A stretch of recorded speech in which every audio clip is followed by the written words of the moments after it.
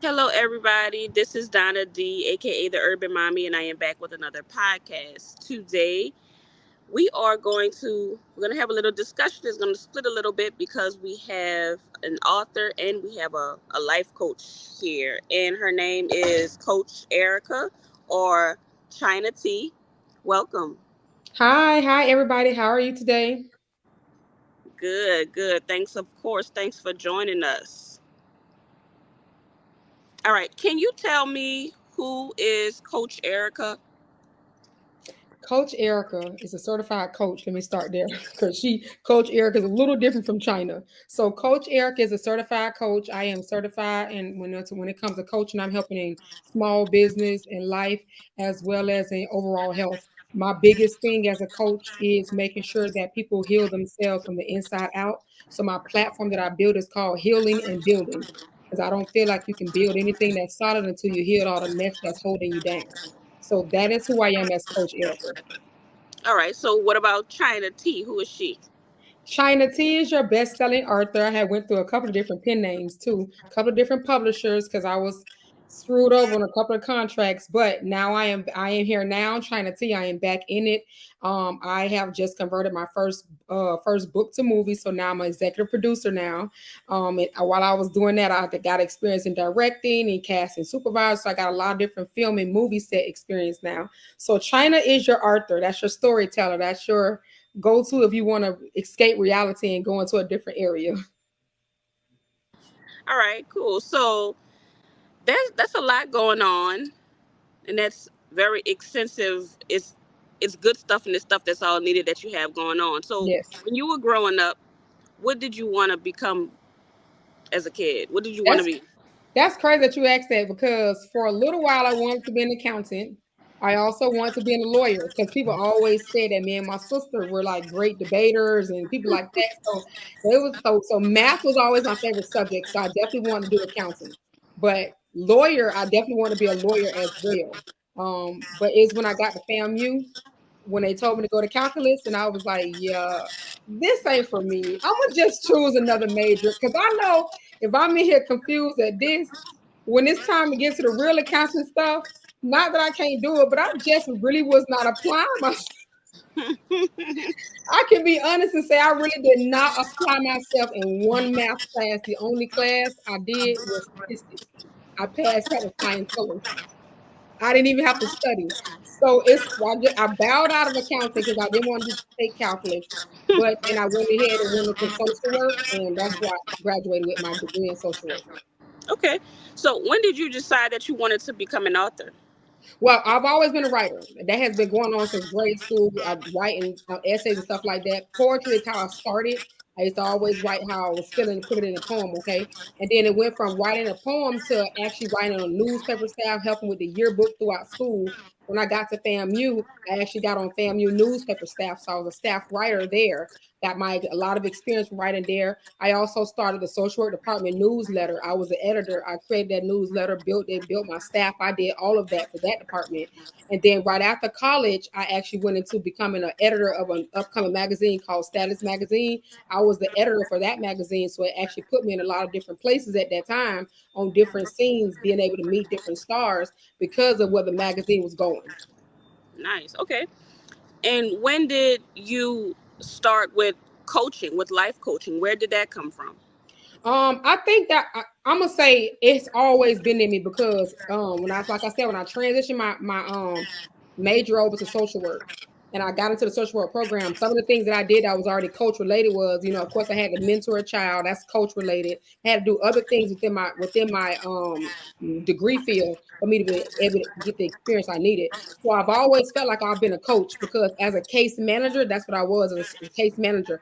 I'm still helping clients set goals that they need to acquire or attain or clear within a certain amount of time. That's the same thing that a coach does. I just had a different title. On a corporate side, it's called case manager, but on a non-corporate side, it's a coach. So I just I'm doing the same thing that I've always done.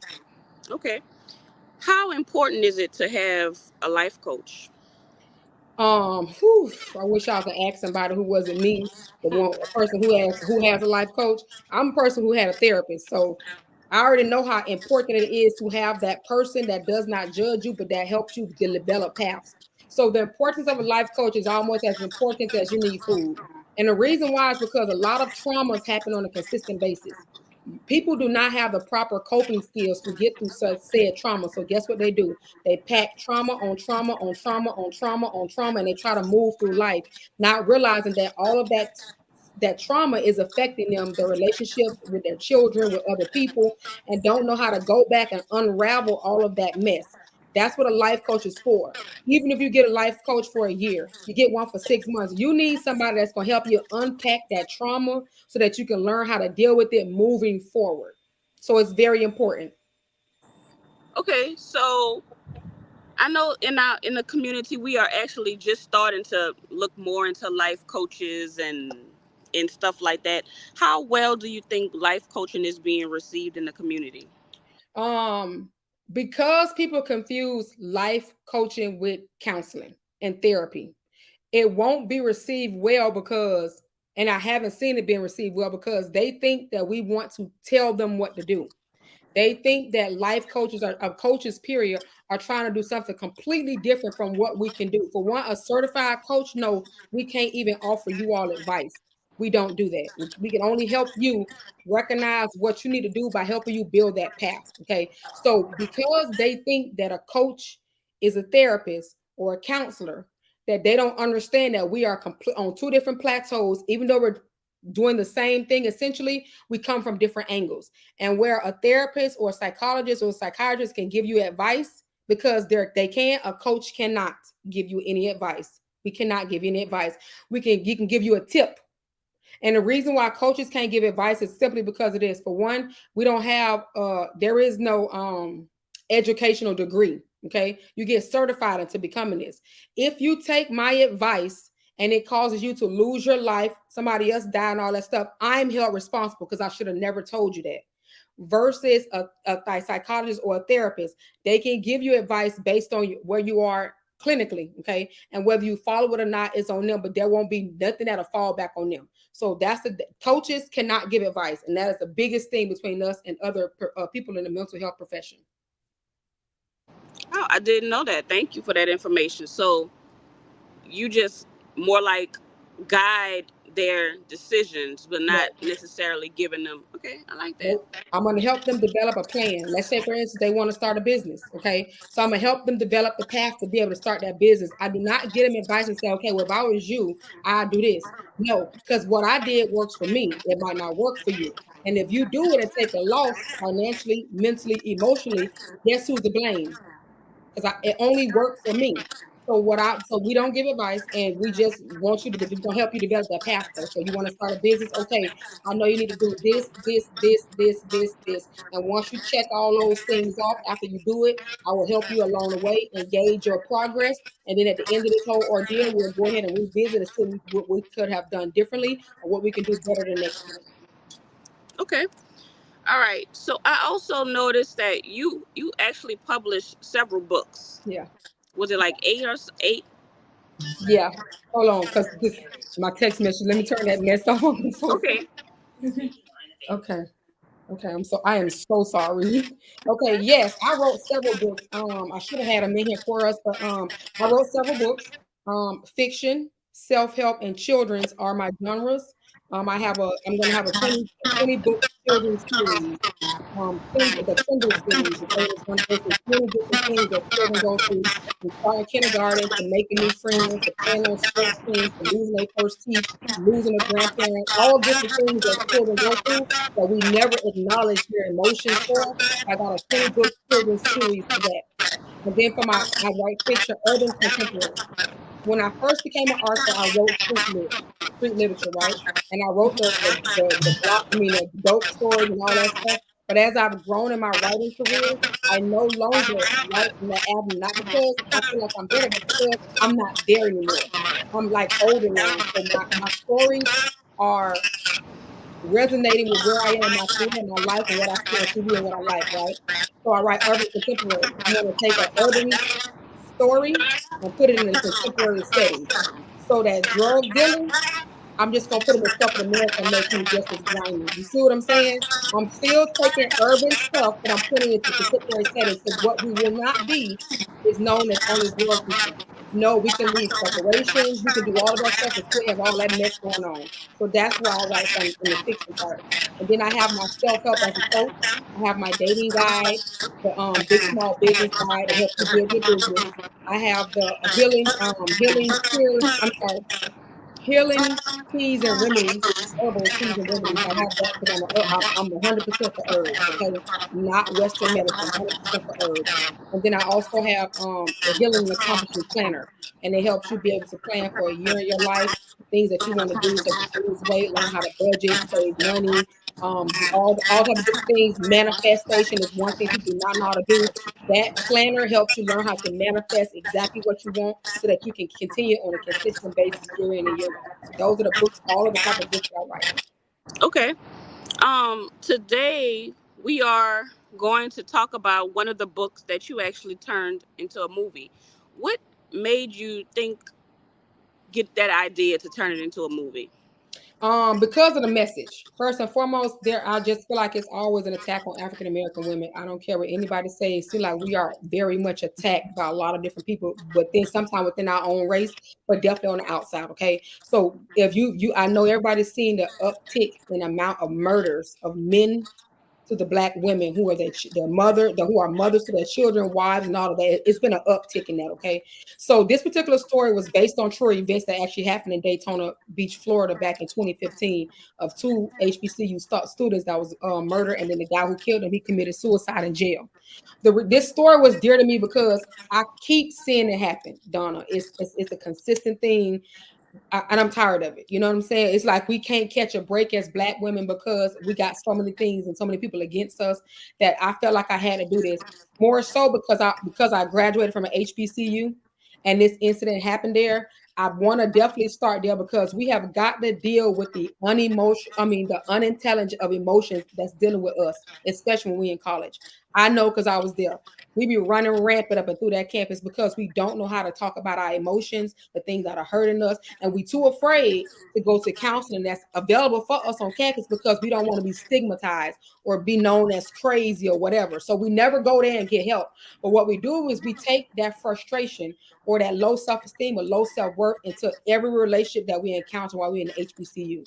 And sometimes that goes one of two ways. You could go deadly, or sometimes it can go a different way and it can actually open up different things for you. But these two young ladies, it went deadly.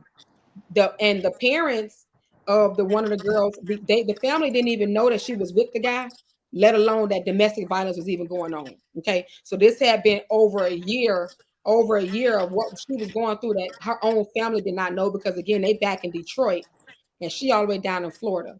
So this movie, the message behind it is gonna tell you to, for one, stop being silent about domestic violence. Speak up. For two, stop trusting every man or every woman. Okay, people are only going to show you what you can see. You'll never know what comes behind them. Okay, and then three, for the family members that know what's going on, for the friends, all that stuff, stop being silent. Somebody speaking up and being honest about it could have probably saved two lives. Right. It's we've had here in New Orleans. I can't even think of the number. Hmm. But we've had so many women. I think it's definitely the highest number of women we've ever had murdered, and most of the time it's a man Yes. that's doing it. Sometimes it's relationships, but sometimes it's just not. Like you say, we have a huge attack on our community. Hmm. So, do you see those trends where you live as well? Where do you live? Yes. By the way, I'm sorry. Florida. Yes. Florida. Yes. Okay. It's Yeah, it's and it's a, it's a rejection thing. For some reason, some men cannot take rejection. But then it goes back, when I said unintelligence, emotional intelligence. When you don't know how to accept when you've never been taught how to accept rejection, then you don't know how to process it. And that's what's going on. A lot of these women was trying to get out of this danger. And those men just want to have control. And they control ended up them killing those women. Okay. So it's just about us being able to attack this. Rejection is definitely an emotion. It's going to make you react a certain way. We got to learn how to attack that. We got to get in front of that before it keeps attacking us. the guy with that you wrote your book about, he killed both of those women. Yes, he shot him in the head, and then when he took him on a high speed chase, and when they finally arrested him going towards because he was from Miami, going towards Miami, they finally arrested him and transported him to the jail in Miami. And when they wasn't looking, old boy put a sheet behind his neck and hung himself. Wow. Yeah. So that's some justice the family can't never get because he killed, even though he gone and it's a Right. preference, it's still the fact. Nobody knows why. To this day, nobody can tell us why did you kill the girls? Why? There was a big why hanging around because, and the only thing we can answer is him, and he's no longer here. Right. Whew. All right. So, how was that process converting your book to a movie? Oh man, it was a very, very interesting learning process. But in you learning, you will be like, okay, I ain't doing this no more. It is some things, it is some lessons, Donna, that I don't think I was prepared to learn, especially when it comes to us. I wasn't prepared to learn these lessons, not in this setting. But I will tell you this, I'm glad that I got them. I can't wait to make my next movie. It will not be, I will do it so different from this one. I will not go back down this rabbit hole because I felt like I got at a point, got so stressed Mm. with the production and the cast for different reasons. And I was just thinking, like, boy, if this was a multi-million-dollar movie, these people would have been fired and I'd have replaced them like that. You feel me? When you're working with a budget on a small budget, you can only, but dude, you gotta keep them on. Even the problems they cause, you gotta keep them there because you gotta finish the movie. But just know in the future, I plan on having 2 to 3 sets of everybody from production to the cast. Because if they got to go, we got to move and they got to get out of there. That's what the lesson I learned. Right. So, how long was the process? So filming altogether was a combination from August 1st to August 14th. And it was still break days in between there because on a day they'll film every 2 days they film, they took a break day. And what that is to clear all the footage off of the camera stuff to be able to get some of those clips that they took, put them in order. So when we start getting through the editing process, we know how to do stuff a little easier, right? So we film 2 days and they'll take a break. So from August 1st to August 14th is how that went. We filmed on August 2nd, 3rd, break on the 4th, filmed on the 5th and 6th, break on the 7th, filmed on the 8th and 9th, break on the 10th. That's how that schedule went, right? We filmed there was 10 or more hour days. Okay.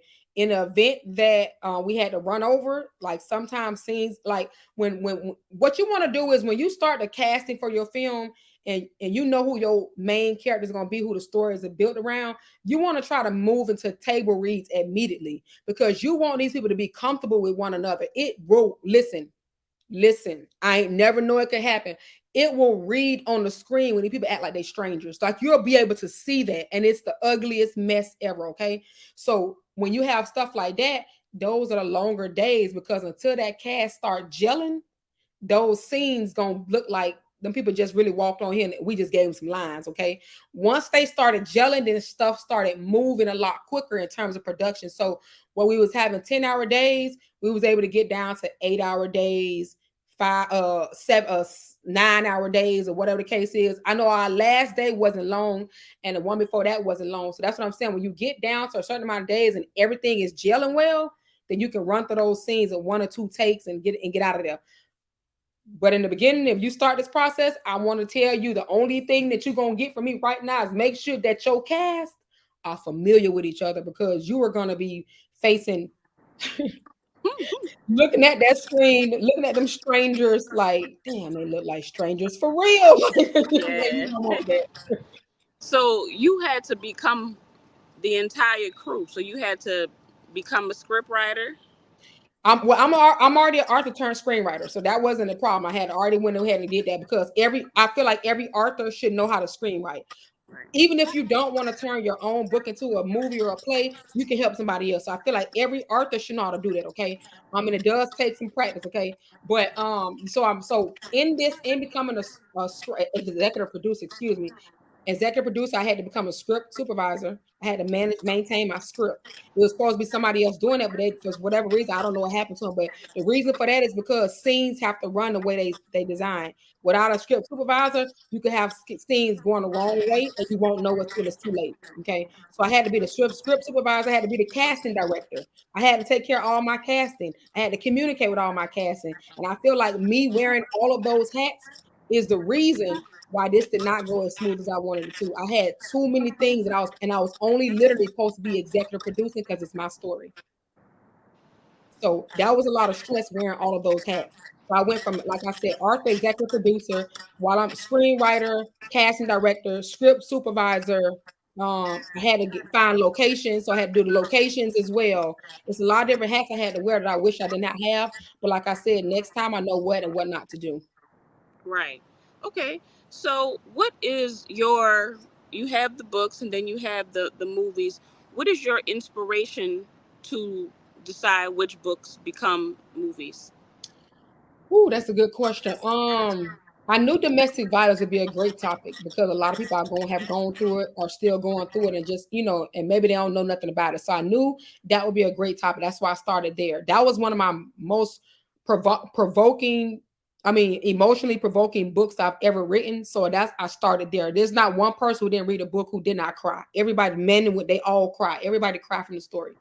So now when it comes to my other books, it's not that I don't want to turn them all. It's just that I don't want to be cliche in what's already out there, right? So I do got one, my best selling series, the thing that put me on the map as an author when I was Erica Kane. Every D Boy's Dream, I'm going to turn into a series. So I want that to be like a Tubi or a Netflix series. And I got about so far 5 to 7 seasons worth just in that book alone. That was, like I said, that was a series altogether. So just me having a series on TV would be great. Um, that'll catch their attention too.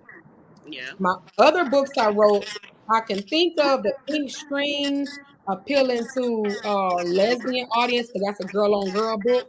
Um, I can think of some things that I wrote to pull into a movie, but when I think about that, I'm thinking about the interest. It might be interesting in the book, but it might not be so interesting in the movie. You see what I'm saying? So Right. that's my determination on if I'm gonna transition a book to a movie. Okay. I know sometimes as an author, as you're writing your books, you kind of become enthralled in the characters. So when you were writing your book Excommunication, how did you talk to yourself so that you wouldn't get so involved in those characters? I mean, it's a true story, so you couldn't really Mhm. change anything, but still writing it is emotionally you feel it as well. So how did you do that? Okay, so let's correct true story versus true events. You Okay. can't say true story because everybody involved are dead. I have Okay. no permission from none of them to write a story about them. So what Gotcha. I did was take events from what happened to them and added them to this fiction story. Okay, so that's why I say based on true events. So Hmm.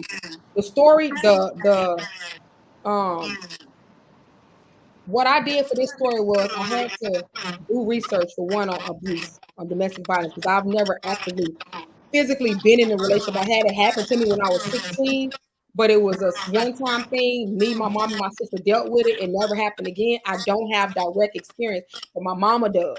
Okay, she was a domestic violence victim, so going to her, and talking to her, getting more information from her about how they feel when they fearful, when they don't tell nobody, that really helped me with my mama being able to tell me that. On top of it, I remember all of the movies I watched and all the other books that I had read.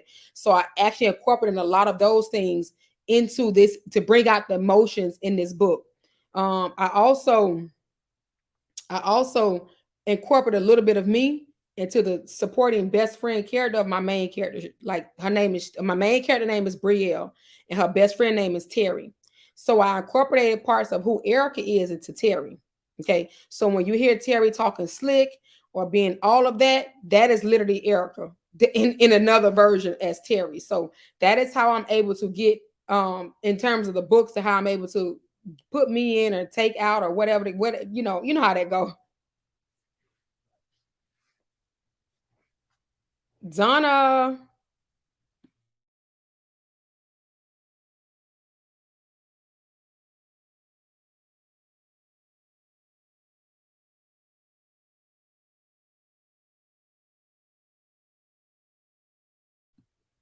You back? I can't hear you. Sorry, I didn't know what happened. I was just looking. I was listening to you talking about Okay, the. okay. Yeah, it had went blank. It went black over here, then it come completely silent. So I don't know, but yeah, it was that over here. I don't know if you able to get it out before. Okay, great, great. So anyway, so yeah, like I said, I incorporate myself into Terry and again listening to talking to other domestic violence survivors. That's how I was able to pull that emotion into this book. Okay, all right. So, of all of the books that you do have, who is your favorite character? Dream. Okay, that's Dream. my dream is every D boy's dream. She's the main character in every D boy dream. She's my favorite character because she is me. She is me. Like You. she's a, she's like you. every last one of my books, one of the characters got a part of me. Okay. Dream All of is me. you. So All of you. yeah, Okay. All right. So that's your favorite character. Who is your least favorite? Trayvon. That is who killed the girls. That is a character who killed the girls. I do not like him. I had to literally make him an F boy. I had to literally make him somebody who nobody liked. The guys in prison who read the book do not like Trayvon. He is a figment of imagination.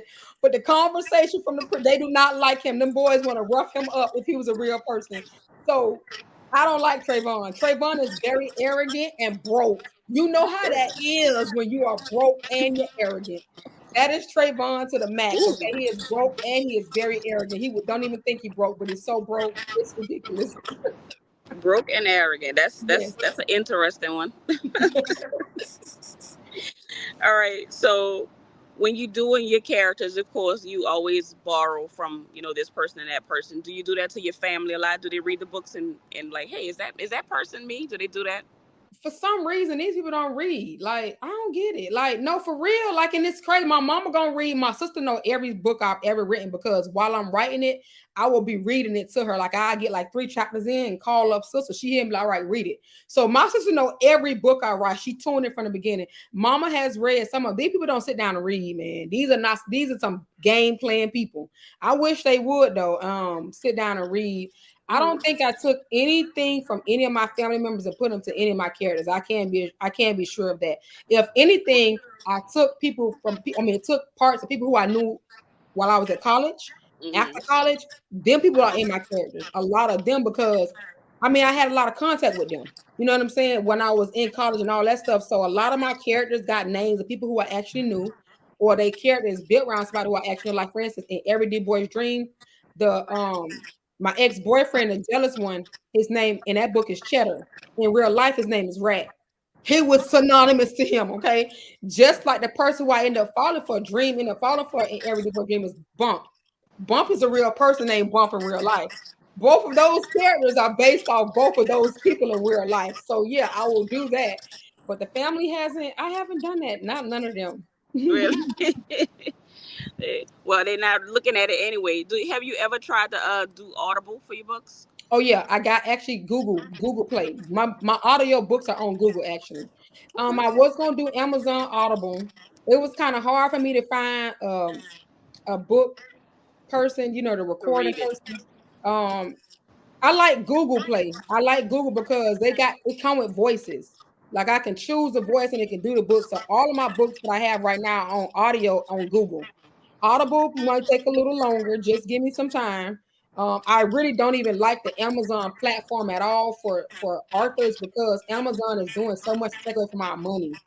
What they paid us a long time ago when I came out, you'll be lucky to get that now, and it depends on how many book sales you get now. They have literally decreased of what they paying us per page read and book bought versus what they did a long time ago. So when David Weaver became a millionaire a long time ago, it was easy to do that. Amazon is so different now. What happened was they found out I was not actively writing, but I'm just telling you what they told me. It was about 2008, between 17 and 19. Amazon found that Arthur's was getting over on their algorithm and they was able to get millions out of Amazon, and Amazon didn't realize it. Now, what they did was a huge scam. The people not even business no more, okay? But what they did, Donna, I do not know, but they was able to find the means to be able to get more money off those books. So ever since Amazon caught that and the loss, you know things change. Okay, so things have changed dramatically for dramatically, I'm sorry, drastically for authors, and not in a good way. So my books are on Amazon, but they're also on Barnes and Nobles. They're also on Smashwords. They're on Kobo. They're on Google. I try to get them everywhere I can get them. Even though Amazon is a main place people go for books, I can't let that be the main place I get my money. So if I'm not on the other networks, you will see me in your city at a community event selling my. I like to sell hard copies over ebooks. Okay. Have you ever heard of LitCon? Yes, LitCon is they. I was supposed to interview with them, Okay. Good. Yeah, they're and gonna have I work with them as well, and we do tours all over selling books. Actually, they're gonna come on the podcast right I after need you. to get back with them because when I was supposed to do their interview, and it was they not going to believe them. People was writing strike on the set. I could not get to the interview. That was on. I'm not even gonna get into that. That fire I had to put out, but the people was at the same time I was supposed to interview with them people. I literally was putting out the biggest fire ever with this threat of a strike, and so that was gonna be money wasted. So I had reached back out to them, and they haven't reached back out to me yet. I really did not want to miss the interview, but it was nothing I can do about that. I had to put out that fire before I lost my money in that production. Right. So speaking of that, with the strikes and everything, how do you see AI helping or hurting? It's going to hurt. It's going to hurt because if AI gets any bigger, then what do you need extras for? You're gonna be able to put in AI extras in your movie. You're gonna be able to have main characters, but guess what? Those extras that we needed a long time ago, those lines, the people who want to just come be in the background, they're gonna be replaced. That's not gonna be fair. That's not gonna be fair. Right. I And don't they're like it. I actually don't like the writing the AI. I don't scripts. like it. They're writing scripts as well, right? Yeah, it's writing scripts. It's giving. Um, I don't like what it's gonna do to the literary industry. I don't like it. Do you already see how the book covers are being made? Yep. They took people off and put AI characters on, and they making them perfect AI characters, perfect eyebrows, perfect hair, perfect body. I don't like that because it's giving a different um vision to everybody, right? People don't look like that for real. Some people do, but some people don't. So Right. when you building your characters around perfection, and then let's just say you come up with a movie. Well, guess what? They're gonna be looking for your character to resemble the person on the book, right? So Right. I don't like it. I mean, it is what it is. Done. They can do whatever they want to do. Me personally, I'm a people person. Don't use machines to get rid of people. That's all I'm saying. Right. I even saw on some Instagram or TikTok pages they're using a face of somebody important to tell a story with the AI.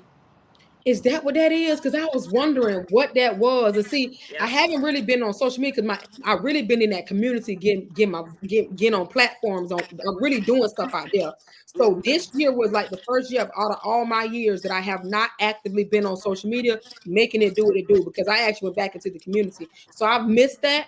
But I heard people talk about it, and I actually talked to my director of photography on a set. I had said, "Can you explain to me about this strike?" Because after them people said it, now I want to know what's going on with it. Because these indie authors can't even strike. And a lot of them not even getting paid, but they think that they could. So I asked him to explain it to me. He definitely explained it to me, and he definitely talking about the AI stuff. And I'm just like, wow, man. Yeah, You know, it's scary. It's changing. And some actors, when they're using in their contracts, they're starting to have to say something like, "My image cannot be turned into AI," because they can use those bodies and all the movements that they make another movie without their permission. you got to be kidding me. Yeah, I forgot which author it was. I mean, which actor it was. I think it's Morgan Freeman or Samuel Jackson, one of those big ones. And he had to sign something so that they could not use his AI images after, because they would do interviews about the movie without him. Wow, Yeah, that's scary. that is very scary, girl. That's like if it gets any more advanced, a lot of jobs ain't gonna even be needed no more for humans. It's gonna be. I don't like it. I don't like it. I'm sorry. Yeah, it's crazy how they, Mhm. you think about it, you saw like the concerts. Tupac did a concert a couple of years ago. I think Drake was at a concert. He Somebody wasn't just there. posted that on Facebook, and I was like, "What are they talking about? The man been dead since the '90s. What? Tell me what you talking about, because I don't even know about that." Yeah, Biggie had one.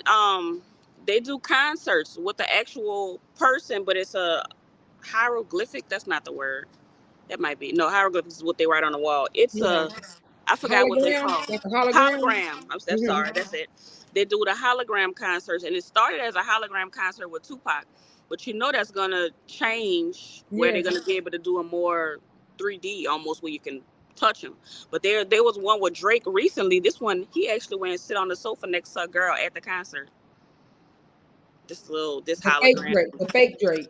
Yes, Wow. yes, it's real like some TV stuff right now. Okay, I'm gonna look into more of this when we come off this because I didn't know it was going that deep. Now, Yeah, it's a lot. wow. Okay. It's a Wow. lot.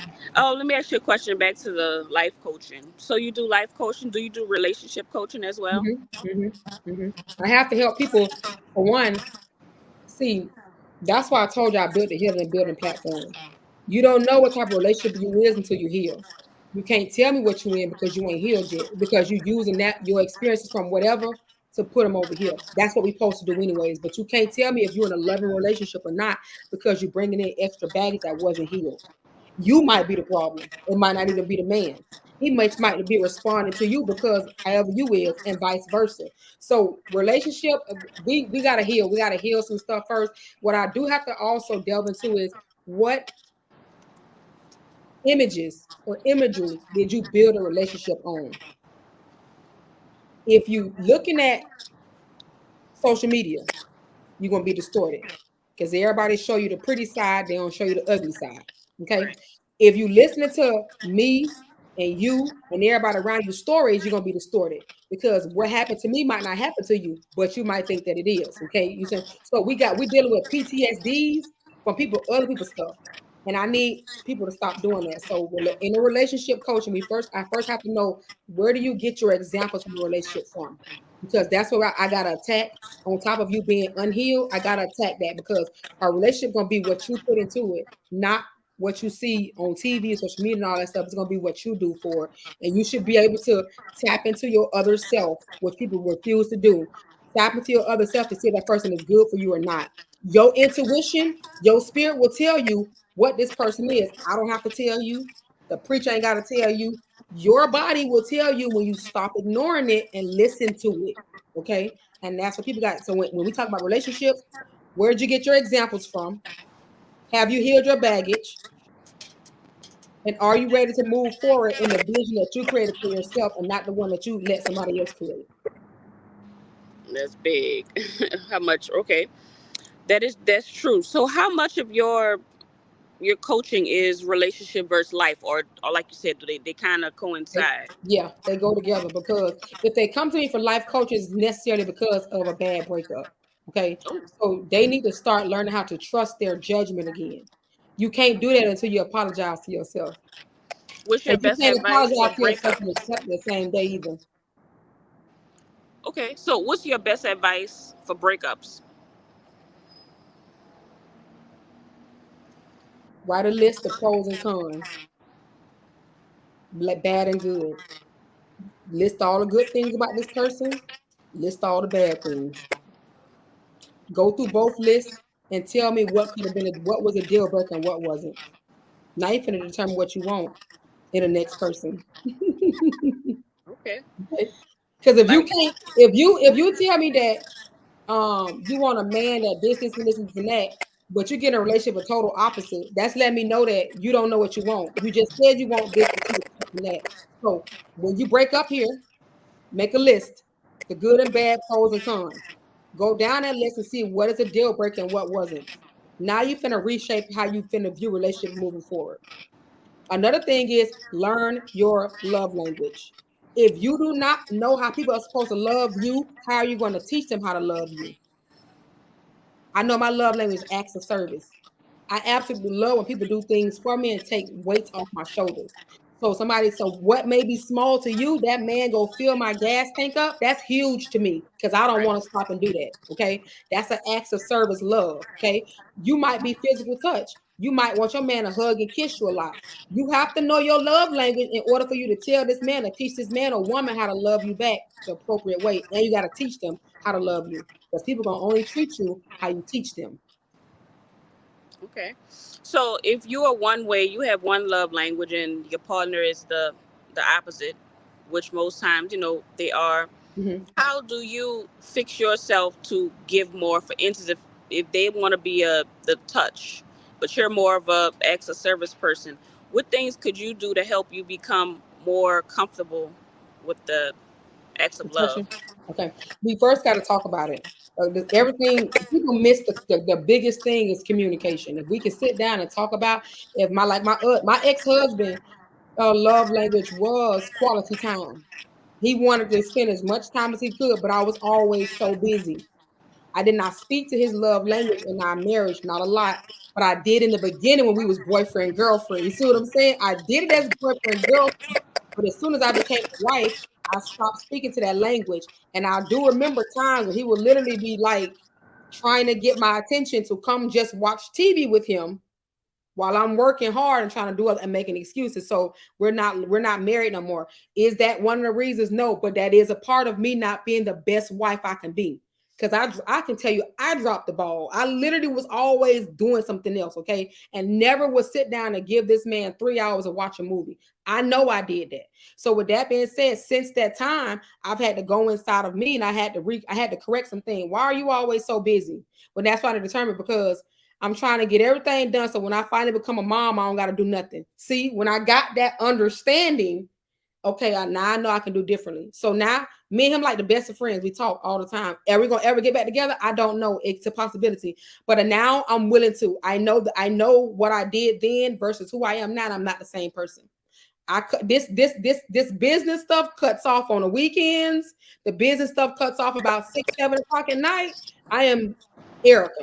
I'm going back to regular Erica, and I didn't do that for him then. But if we got back together now, I would do it now. It's about Right, compromising. It's about compromising. right, and that's a huge growth.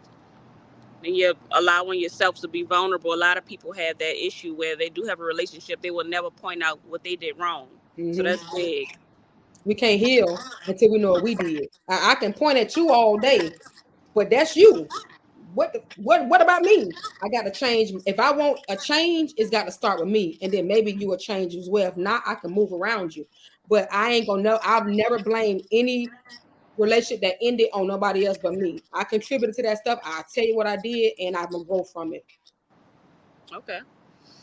So speaking of relationships, and you've had relationships and you've been a relationship coach, do you feel that sorry, that all men, I won't say all, but most majority men cheat?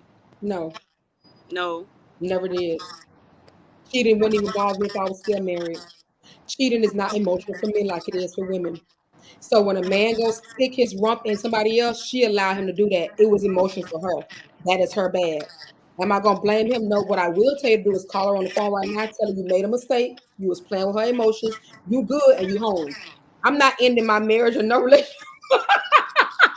But how I know cheating? Not when I know for men it's not emotional. Now the other side.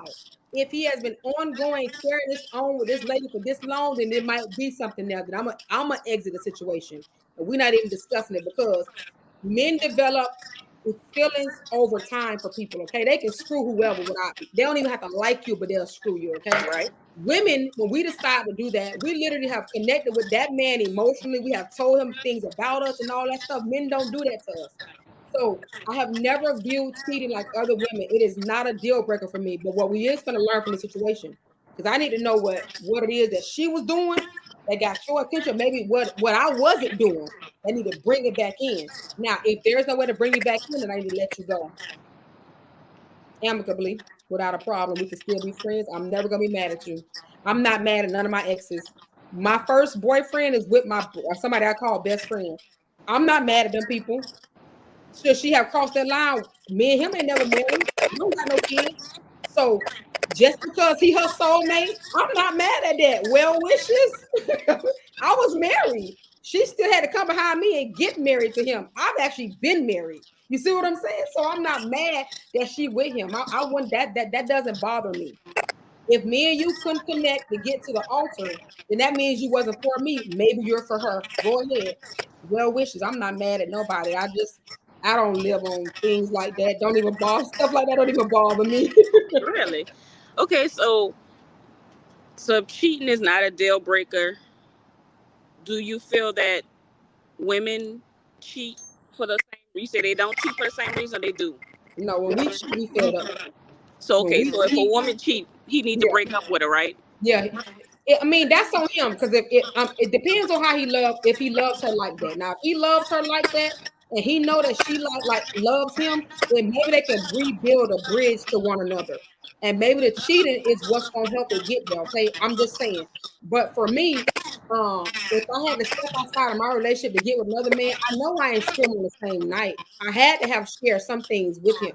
So if I'm a cheat, it's definitely emotional for me, and I'm probably not gonna stop. I'm probably gonna keep going and getting deeper and deeper and deeper with this man.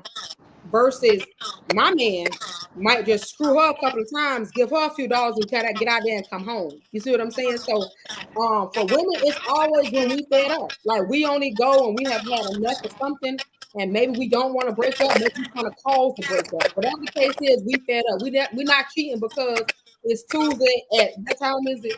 2:52. Nah, we not. Nah, we probably gonna withstand some cheating and a whole bunch of stuff before we actually do it back to them. Okay, so have you ever cheated? Yes, yes. And I'm going to admit that. Not on my husband, not on my husband, but on right, the people no. who wasn't my husband. Because see, listen, I don't think that you can cheat. When you boyfriend, girlfriend, I really don't think that you can cheat. We just boyfriend and girlfriend, bro. I owe you no loyalty or nothing. We're just my boyfriend, like a friend, like a guy friend, whatever. So when you say cheating, just know Erica don't think that boyfriends and girlfriends can cheat. Them people are single and they're free to move about the country, however they want to do it, okay? That's why I no longer use those titles. I have boyfriend brothers. They know it's more than one. Don't say nothing to me if you see me with him. I'm not yours and I'm not his. When I'm somebody's, it'll be a ring. Right now, that's not here. So I ain't gonna be. How can I know who the one is if it's only one, Donna? I cannot determine. It's a million. It's so many people and so many options. Listen to me.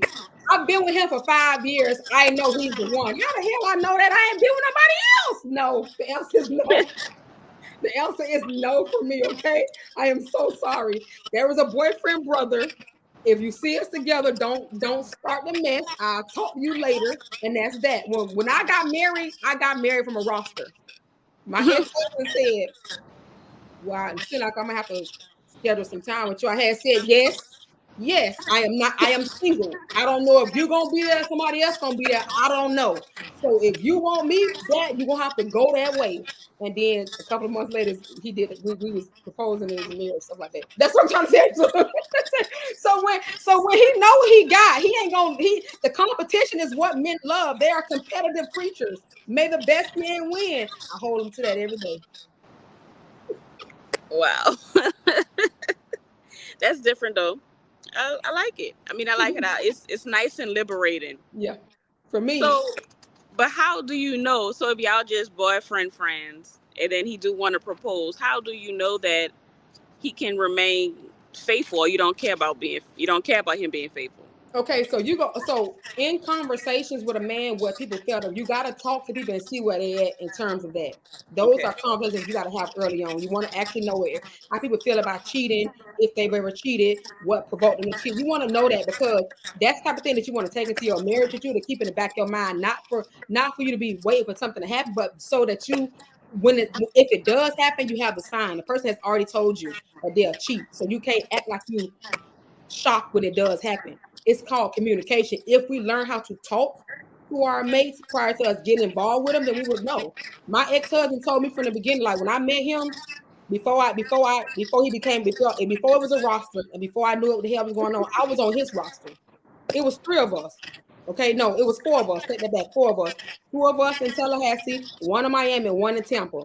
I thought it was just me. So I tried to come at the man like it was like I'm the girlfriend. We ain't had this conversation. This is what I'm talking about not having conversation. We ain't had no conversation, but because me and you be together a lot, I'm thinking that I'm your girlfriend. That's how I saw it. That's usually how we do see it, right? Okay.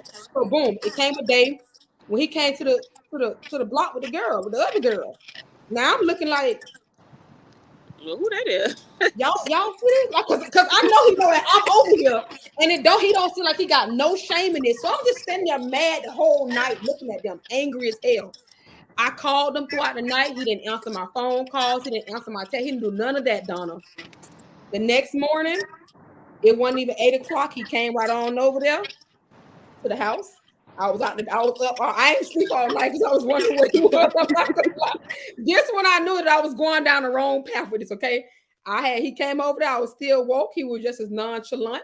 He took out his marijuana, took out his cigar, rolled his blunt. He was not angry. He did not raise his voice. He had said, "Who told you was my girlfriend?" Yeah, I ain't. He said, I ain't, we ain't never talk about that. You not my girlfriend. I don't have no girlfriend. He was like, she not my girlfriend. You not my girlfriend. None of y'all my girlfriends. I did not make none of y'all my, we never talked about that. So I don't know how you coming at me with this boyfriend stuff. And we never talked about that. He was right. I never talked about it with him. So after that lesson, okay, when he wanted me to be his girlfriend, he came to me sick like at the 6 month mark and he had asked me some questions. And that's when we finally entered a relationship. So what we was doing in the beginning was not that. I thought it was. I got a hard lesson in life that that's not what it was. It's you and three other people. So however you finna deal with that is how you finna deal with that. But you're not my girlfriend.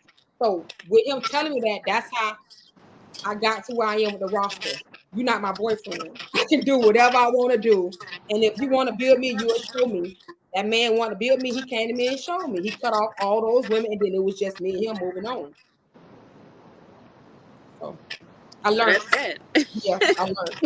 That's that. I like it though. I mean, I think if people are more direct in life, things will be way easier because so Yeah, many people, stuff happen based on what they think should happen and they yeah. never actually communicated. And then, like you said, you had a hard lesson that day. Now, see me, I'm so much more emotionally immature. I would have handled that a whole nother way.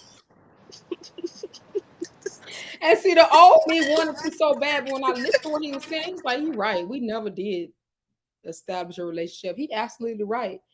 And he was type person like you, I can't ruin his day. So yo, whatever this anger, I'm gonna drop you back off over here and I'm gonna keep moving because you're not gonna ruin my day. And that's literally how he trained me to stay in a woman's place. If you start acting up, I'm gonna take you back where I got you and I'm gonna keep it moving because I'm not gonna allow that in my life. I'm not that person no more, Donna. It took that man to show me that that shit you be doing, that acting out is not what I'm gonna have in my life. That's too stressful. When you over here with me, like he won't even like in the beginning, let's just say if I met him, I want to lay down with 3 days later. That man told me absolutely not. You just got over dealing with them guys. That's still their feelings. You let them have all that. When you come to me, I need you to be 100% feeling me. He said, what you feeling is, based on emotions you had from the guys before me. And I'm not taking on those feelings. So I'm not sleeping with you no time soon until I feel like you over there. And he meant that. He did not sleep with me for a while. Even when I wanted to, I'm not gonna lie. That man still hit steadfast. That you still got the markings of another man on you. You're not bringing that into my life. When I feel like you over that, we'll move forward. And he made me wait, and that's what it was. I had to get trained a lot in that relationship. That was the first Wow. time that I had a man be a man and keep me in a woman place. Wow. Yeah, you don't see that too much. That's I like it though. I mean, I'm over here actually taking notes because I'm like, I promise you I'm not lying. I'm like, I'm I really taking see. Thank notes. you, babe. I hope I'm I'm giving like, you some jewels. because I never had anybody like actually think about it. And it makes sense, like the cheating thing, because I'm telling you, listen, I just wouldn't handle it that way. But I mean, I guess Mhm. that's a good way to look at it. If that's not if y'all not married, just think about it. The only time we be bound by vows, literally in marriage. They tell us that about all that. If this boyfriend and girlfriend, for one, has never sat down and communicated just their expectations. So how can you say he or she cheated if neither one of y'all told them, I expect you to be faithful? I expect you to be my man. If you cannot tell them your expectations, then that's you're not in a relationship. That's why I got that date to relate guide because that help you determine what you expect and what you want and learn how to verbalize it before you move any forward. If you get with a man, you meet a man today, and you want to be his girlfriend and all these different things, but that's a man who don't believe in none of that stuff, and you never talked about it, but just laid down and slept with him, and now you think you his girlfriend, how I did, you're gonna be rude. You're gonna get a rude awakening, okay?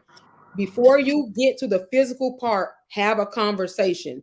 Ask him what his expectations are. Tell him yours. what he liked, tell him your likes, the dislike, learn all of that stuff. So that when y'all move to the bed, you don't have any regret afterwards. If that man never call you again, I don't want you to be mad about that and think that's you. That could just be him.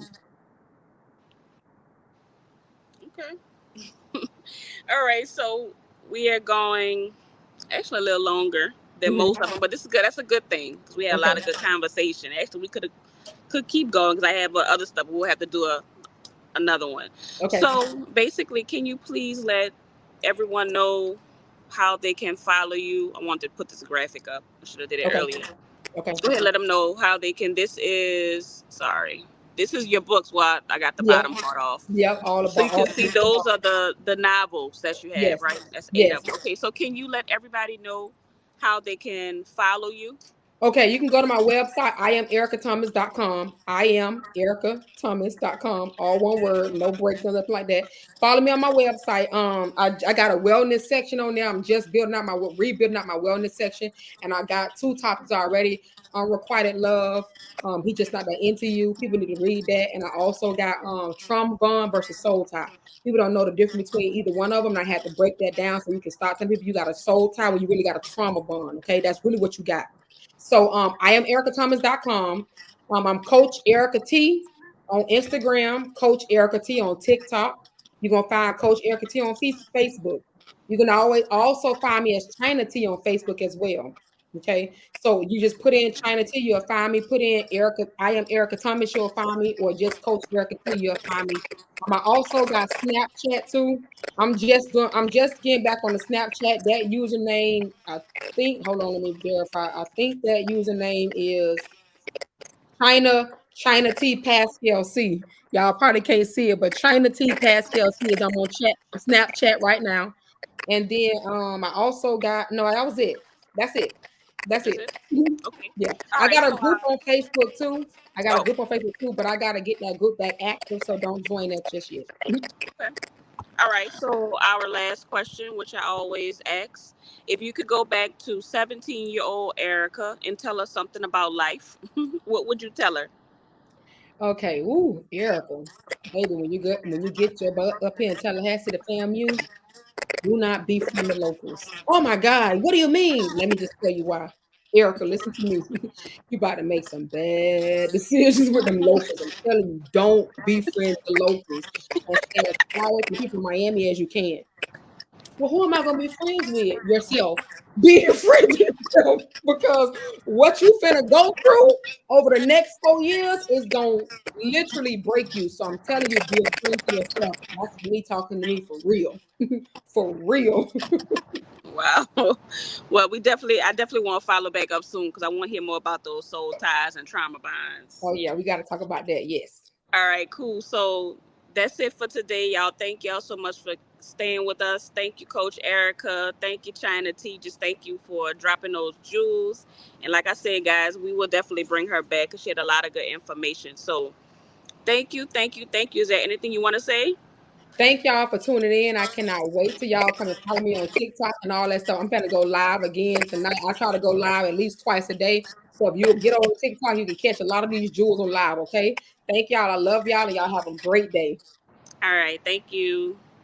Thank you, babe.